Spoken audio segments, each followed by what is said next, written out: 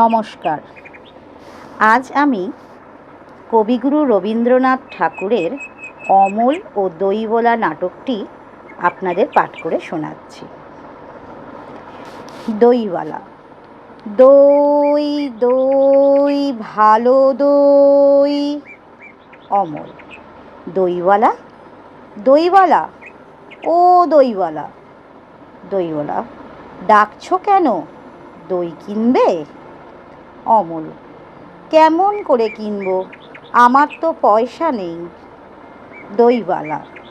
কেমন ছেলে তুমি, কিনবে না তো আমার বেলা বইয়ে দাও কেন? অমল। আমি যদি তোমার সঙ্গে চলে যেতে পারতুম তো যেতুম। দইওয়ালা। আমার সঙ্গে? অমল।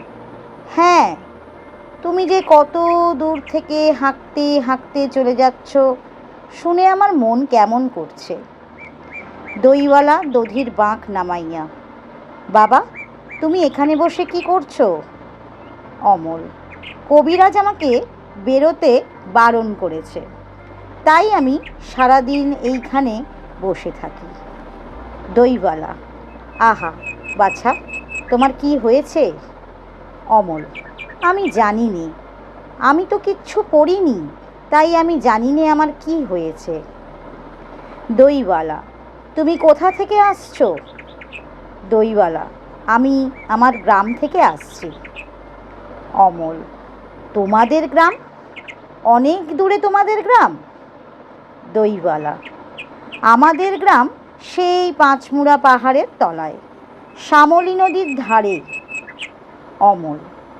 পাঁচমুড়া পাহাড়, শ্যামলী নদী? কি জানি, হয়তো তোমাদের গ্রাম দেখেছি, কবে সে আমার মনে পড়ে না। দইওয়ালা। তুমি দেখেছো? পাহাড়তলায় কোনো দিন গিয়েছিলে নাকি? অমল। না, কোনো দিন যাইনি, কিন্তু আমার মনে হয় যেন আমি দেখেছি। অনেক পুরনো কালের খুব বড় বড় গাছের তলায় তোমাদের গ্রাম, একটি লাল রঙের রাস্তার ধারে, না?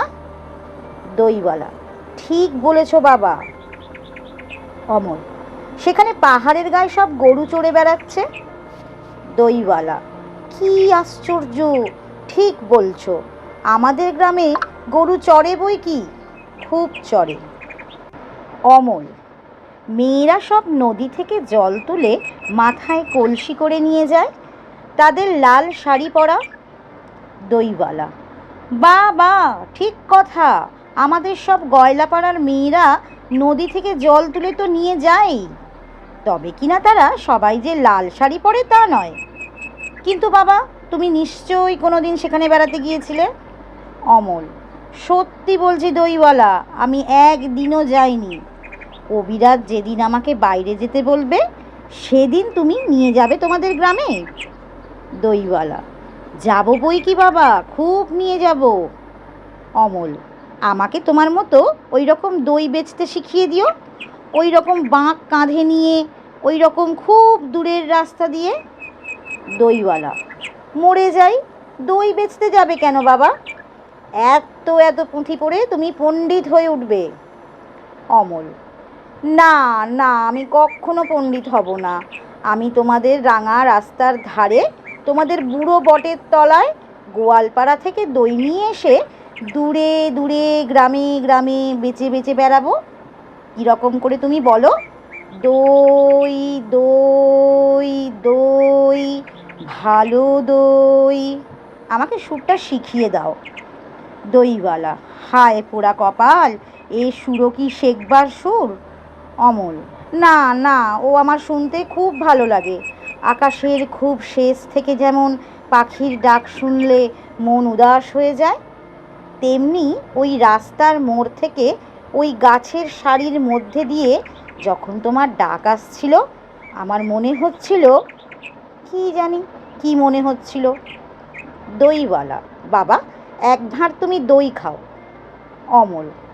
আমার তো পয়সা নেই। দইওয়ালা। না না না না, পয়সার কথা বলো না, তুমি আমার দই একটু খেলে আমি কত খুশি হব। অমল। তোমার কি অনেক দেরি হয়ে গেল? দইওয়ালা। কিচ্ছু দেরি হয়নি বাবা, আমার কোনো লোকসান হয়নি। দই বেচতে যে কত সুখ সে তোমার কাছে শিখে নিলুম। ধন্যবাদ।